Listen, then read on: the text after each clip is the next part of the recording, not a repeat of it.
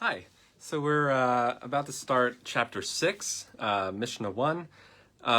So last time that we met, we were talking about animals and what they may go out in the public domain with, and what we can, when we take our animals out, going between domains or within the public domain, what can be on them, what constitutes something that's necessary for controlling them, things like that, what constitutes an adornment or clothing. Now we're talking about people, human beings. What can human beings go out? What can people go out with into the public domain? What can they carry in the public domain, or what can they go between domains with? And we're dealing specifically with what constitutes clothing, because clothing is permissible if it's intended to cover you up or protect you from the elements or to be some kind of adornment. But things that might fall off, things that are loose, things that you might want to show to another person, things that you might carry instead of wearing, those things are going to be problematic. So we're going to ask the question of what is permissible and what is not permissible. And the first question the Mishnah asks is, "Bameh isha yotzah uvama eina yotzah." So what may a woman go out with, and with what may she not go out with? So specific things that are considered women's clothing are the question here. Okay, so what is okay and what is not okay for her to go out within the public domain or transferring between domains? Lo tetzei isha lo v'chutei tzemer v'lo v'chutei pishtan v'lo v'irtzuot shebrosha.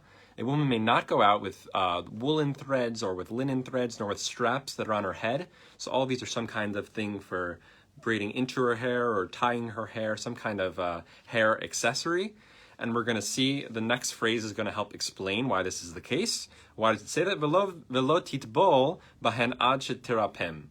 So she may not immerse herself, meaning in the mikvah, following, so the mikvah for ritual purity used after the cessation of menstruation, and then so there's a question of, so we're asking the question, these straps that are in her hair, and she's going to the mikvah, perhaps she's going to loosen them so they'll fall off more easily, perhaps she's going to take them off entirely at the mikvah, and then she's going to just forget about it and walk home carrying them. Something like that will happen. So that's why we're specifically having an issue with these straps, with these hair accessories, lest she come to loosen them or carry them absent-mindedly, because she needs to take them out for the sake of the mikvah. We know that at the mikvah you can't have something that's a chatzitza, something that's blocks the water from getting through properly.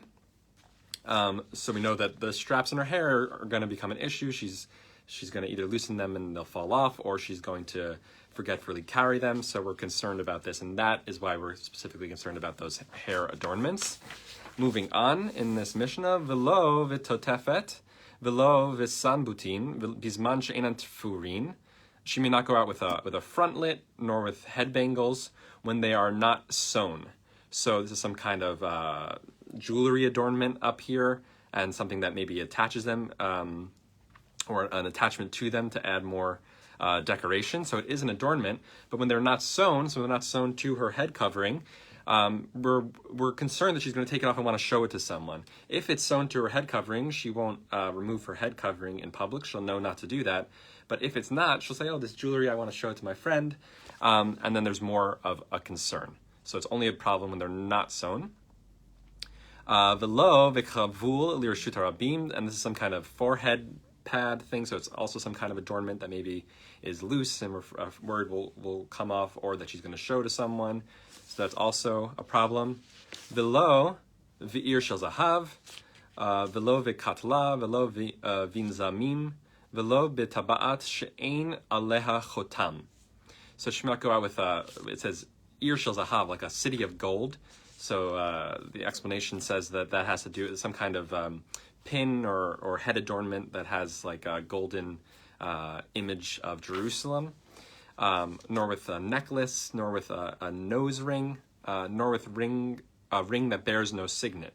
So a ring that bears a signet is used for signing documents, but with no signet it's just an adornment. So adornment is okay, so that's why we have to address it. If it was used for signing documents, that would be a problem in and of itself. You wouldn't want to have that. That is not something that we can't permissibly use on Shabbat. But this is just an adornment, but it's also problematic according to the Mishnah. And that has to do with these adornments, also the concern either of them coming off somehow, or of being the types of adornments that one would want to show to someone, and not absentmindedly not realizing that they're in the public domain, or that they're going between domains, showing to another person, taking it off, carrying it. Okay? V'lo v'machat she'ena nekuva. Nor with a needle without an eye. This is also some kind of pin, some kind of adornment that we're worried of taking off to show to people, or falling off. Okay, v'im yatzat eina chayevet chatat. And then it says, but if she does go out, with these things, with these adornments, she's not liable. She's not liable for a sin offering. She's not. She didn't do these are only rabbinic restrictions. She didn't do a biblical violation. These things do constitute an adornment, which is adornments are permissible to wear. But these specific adornments, the rabbi said, don't wear, lest one of these problems arise, such as showing it to a friend, such as absentmindedly carrying it, such as it being loose and then falling off and then you carrying it. So not biblically liable, because adornments in and of themselves are permissible, but these specific adornments are rabbinically restricted because of these other concerns. Okay, we'll continue in chapter 6 next week. Wishing everyone well. Have a great week. Good Shabbos, and all the best. Bye.